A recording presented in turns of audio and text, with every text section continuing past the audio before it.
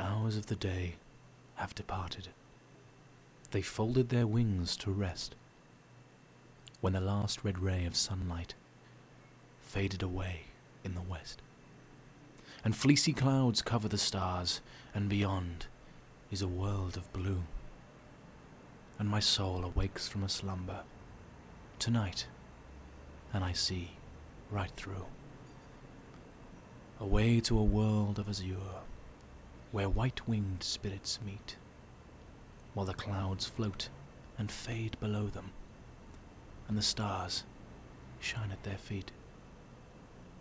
They hold out their hands in welcome, and now, for a moment of time, limitless worlds and boundless space and planets,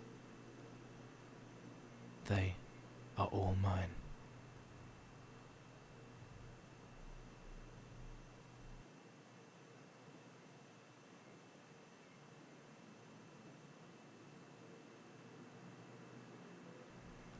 Good evening, my dear listener. The time has come for both of us to meet again, here and now, in the middle of the night, the darkest of all the hours. A rather unusual time to meet, for two human beings, don't you think? It'd be natural for us to avoid such meeting at such a time. Darkness does not belong to human nature. We are daytime creatures. Yet something brought you and me here. Something has made us wait for this particular moment of the day. What was it? Have you ever thought of night as of something unique, special, something unusual? Have you ever thought of those various things that happen in the shadow of the night, those things that keep the world going but yet are so often forgotten?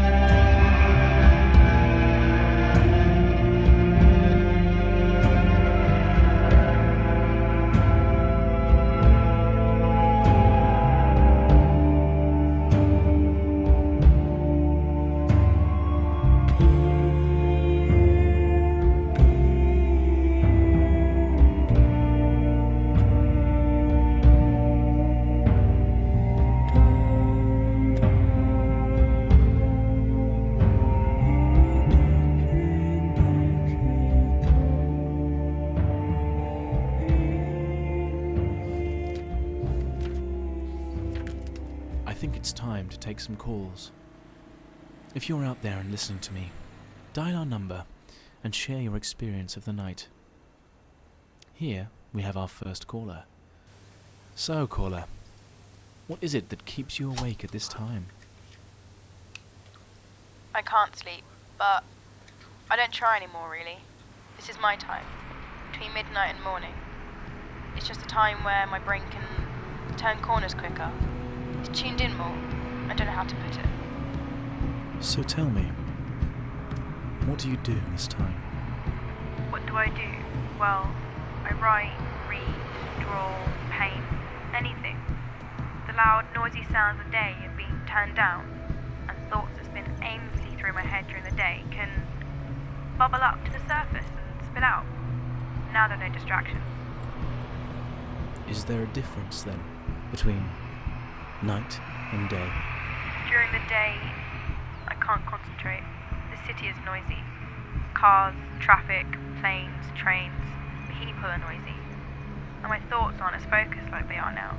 The daytime just seems to be filled with noise and a sort of nervous energy that distracts my brain. That probably doesn't make sense, but that's how I feel. No, go on. I understand. I'm surrounded by people all day in the city. You're surrounded all the time. You're still completely isolated. I think you can feel way more alone around people. Why is that? Bodies pressed up against me on the train, crammed into a tin can, sharing 4 minutes of personal space with me, and then gone again. I kind of have this ongoing dilemma of not wanting to be around anyone, but not wanting to be alone either. I've often wondered, humans are naturally, instinctively drawn to the light. And moths are drawn to the light. Bright lights mean open space, and open space means safety. But moths are nocturnal, and the night sky has no light sources, apart from the moon. So, what kind of creature am I to be drawn to the darkness? You're a different person at night. More melancholy, more serene. You think, you overthink. The silence reminds us of how alone we are, of who we are. And I think it scares people to be alone, to be quiet, because they're left alone with their own thoughts. But is that not what night is for? A time for us to contemplate and think and dream. I think it makes people more themselves, the night. It strips away the distractions of daytime, and you're more yourself. The world's a different place when the sun is down. People are different in the darkness. Thank you for your call.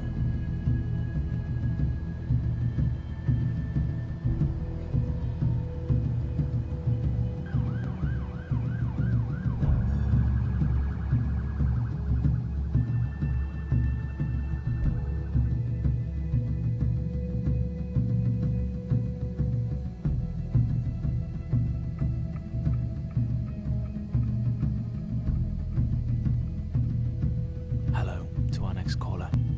Tell me, why are you awake at this time when the rest of our city is asleep? Evening. Well, morning, I suppose.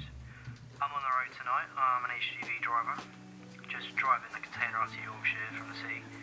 I'm just stopping for a cup of coffee to keep me warm and awake. I've been doing it for about 20, 25 years now, so most of my life. Yeah, it suits me just fine. So, why do you do it? I've got a family to think about. 3 little girls at home, and with what I'm doing, they don't want for nothing. All 3 of them new iPads for Christmas, they go on skiing holidays twice a year. I couldn't do that if I wasn't doing what I'm doing. I don't see them as much as I'd like, being on the road and getting through the doors after school. But I still make it to all the school plays, and make it all to all the gymnastic shows. Not as many now, mind, but I wouldn't swap it to see them go without.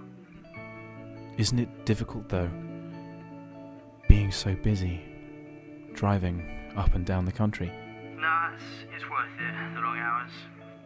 Well, I'll sometimes do 12, 13-hour shifts. I normally get up about 4 in the afternoon, have breakfast, get into work as the lorry's being loaded up, and I'll be on the road for 6:30. Then I'll have my lunch about 11. Then I'll just listen to the radio and drive on till morning. And how do you feel when you're driving? You do get a sense of being anonymous, passing through the country like a shadow without really being noticed. People don't tend to think about what happens at night. The things that keep the world turning while everyone's asleep. No one has to think about how different the world is at night. It doesn't affect them. Everything that's going on silently and without thanks. I know the darkness of the road, I know the silence, more than I know the sounds of my back garden in the afternoon. I can't imagine what the world would look like during the day now. I think it's made me a different person, to be honest.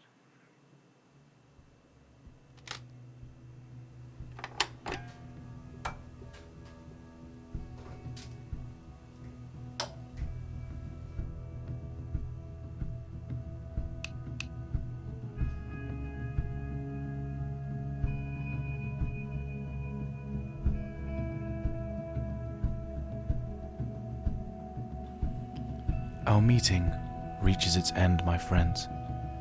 A sad but inevitable farewell. Wherever you are, and whatever you do now, I hope you will be able to find your way through this night. Remember that for some of us, there won't be any dreams tonight.